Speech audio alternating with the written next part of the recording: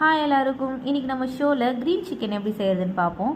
அதுக்கு ஒரு கடாயில் தேவையான அளவு எண்ணெய் ஊற்றிக்கிட்டு அந்த எண்ணெய் நல்லா சூடான உடனே அதில் வாசனைக்காக சில திங்ஸ் நம்ம சேர்க்க போகிறோம். அது என்னென்னா பட்டை, கிராம்பு, ஏலக்காய், அன்னாசி. அது நல்லா சூடாகட்டும். சூடான உடனே அதில் நான் 2 to 3 ஆனியன்ஸ், சின்ன சைஸ் தான், அதை நல்லா பொடியாக கட் பண்ணி அதோட ஆட் பண்ணிக்கணும். இந்த வெங்காயம் தான் இதில் மேட்டர். நம்ம இதில் டொமேட்டோ ஆட் பண்ண போகிறது கிடையாது. பிகாஸ் அந்த புளிப்பு தன்மை இருந்துச்சுன்னா க்ரீன் சிக்கனுக்கு நல்லா இருக்காதுன்றதுனால தான். இந்த வெங்காயம் நல்லா கிளாஸி ஸ்டேஜ் ஆகிற வரைக்கும் நம்ம வெயிட் பண்ணலாம். பொதுவாக நான் சிக்கன் கிரேவினா காரசாரமாக மிளகாத்தூள் போட்டு ஃப்ரை பண்ணுவாங்கள்ல, அதை மாதிரி சிக்கன் கிரேவி தான் நல்லாயிருக்கும்னு என்னோடய திங்கிங். பட் ஆனால் ஒன் டைம் இந்த க்ரீன் சிக்கன் நான் சாப்பிட்டு பார்த்துருக்கேன். இதோட டேஸ்ட்டு வேறு லெவலில் இருக்கும். இதை வீட்டில் ட்ரை பண்ணி பாருங்கள். கண்டிப்பாக பிகினர்ஸ் கூட நீங்கள் இதை செஞ்சு பார்க்கலாம். இதோட ஒரு ஸ்பூன் இஞ்சி பூண்டு பேஸ்ட் நீங்கள் ஆட் பண்ணிவிட்டு அதையும் நல்லா வேக விடுங்க.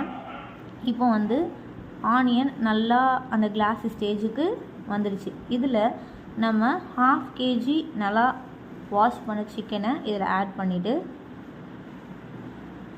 அதை ஒரு பெரட்டணும். சிக்கன் நீங்கள் போனோடவும் நீங்கள் சேர்த்து ஆட் பண்ணிக்கலாம். போன்லெஸ் எது வேணாலும் செய்யலாம், நல்லா தான் இருக்கும்.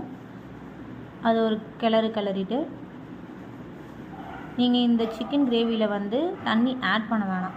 பிகாஸ் நம்ம லிட் போட்டு ஒரு 5 minutes வேக வச்சாலே அந்த சிக்கனில் இருக்க தண்ணியை நம்மளுக்கு ரிலீஸ் ஆகும். மீன்வைல் நம்ம க்ரீன் சில்லி பேஸ்ட்டுக்கு தேவையான இன்க்ரீடியன்ட்ஸ் 5 சில்லிஸ், 5 பச்சை மிளகா நான் எடுத்திருக்கேன், ஒரு 5 to 6 பல்லு பூண்டு,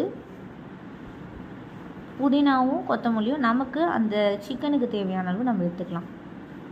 எடுத்து ஒரு சின்ன ஜாரில் நம்ம போட்டு அதை கிரைண்ட் பண்ண போகிறோம். கிரைண்ட் ரொம்ப ஃபைனாக நம்ம பண்ண தேவையில்லை.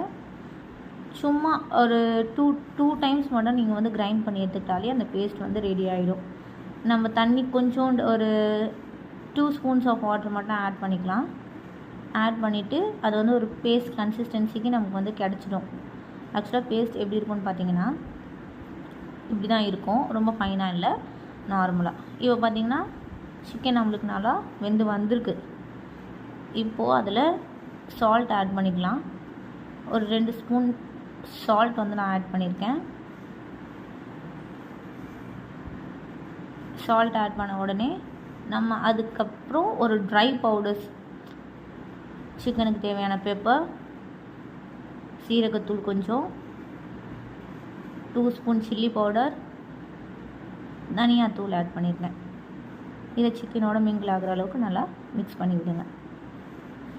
மிக்ஸ் பண்ணி விட்டுட்டு ஆல்ரெடி சிக்கன் வெந்ததுனால நம்ம ஓவராக ஃப்ரை பண்ண வேணாம். அந்த பச்சை வாசனை போகிற வரைக்கும் நம்ம ஃப்ரை பண்ணிவிட்டு லாஸ்ட்டாக டிஷ்ஷோட மெயின் இன்க்ரீடியண்ட் தயிர்.